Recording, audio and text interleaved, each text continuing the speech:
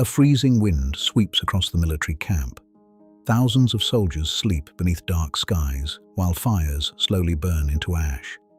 Inside a small tent, illuminated by a flickering oil lamp, the most powerful man on earth sits alone.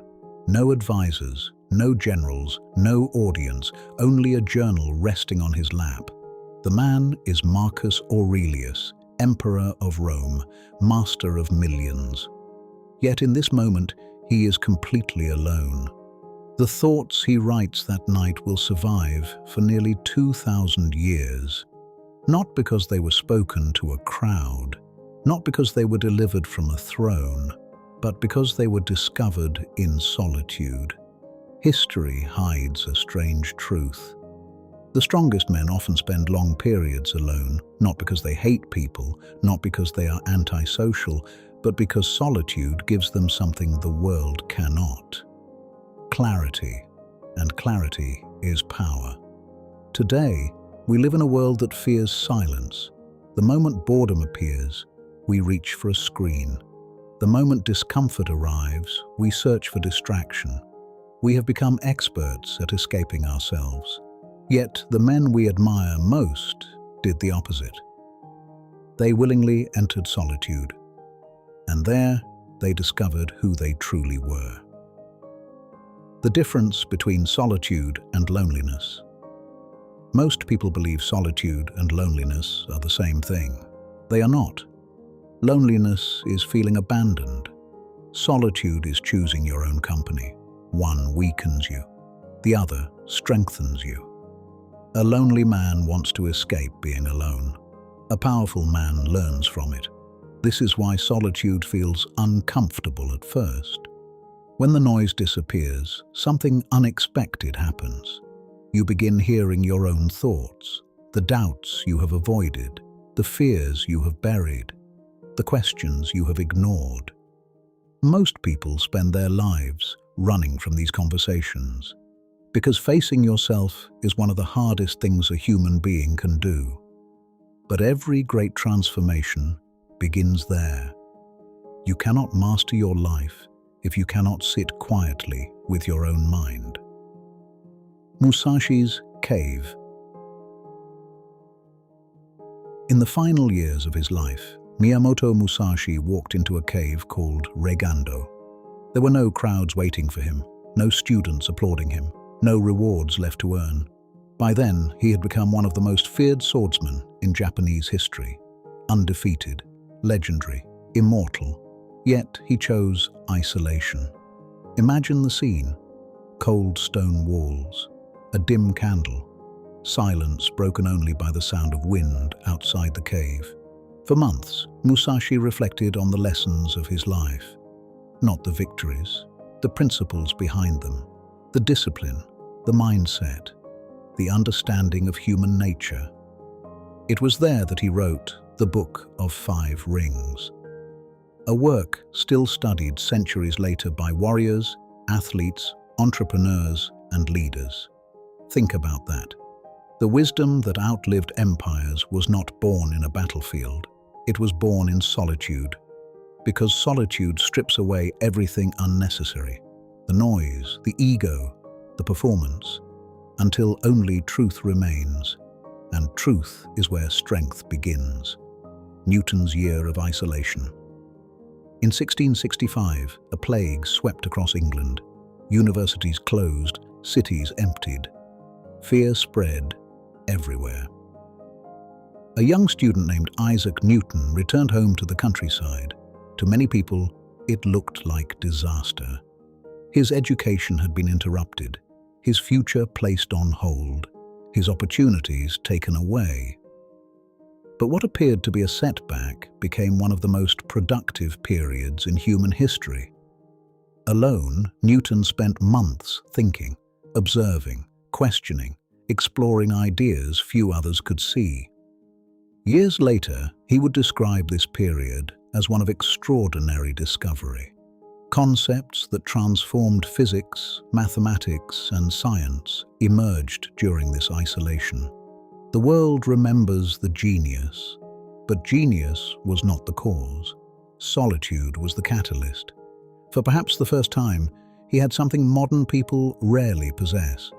Long, uninterrupted periods of deep thought, no notifications, no endless entertainment, no constant interruption, just attention directed toward a single problem. And attention sustained long enough becomes insight. How solitude creates power. The question is not whether solitude can change a man. History proves that it can. The real question is how. First, solitude develops self-knowledge. When no one else is around, you stop performing.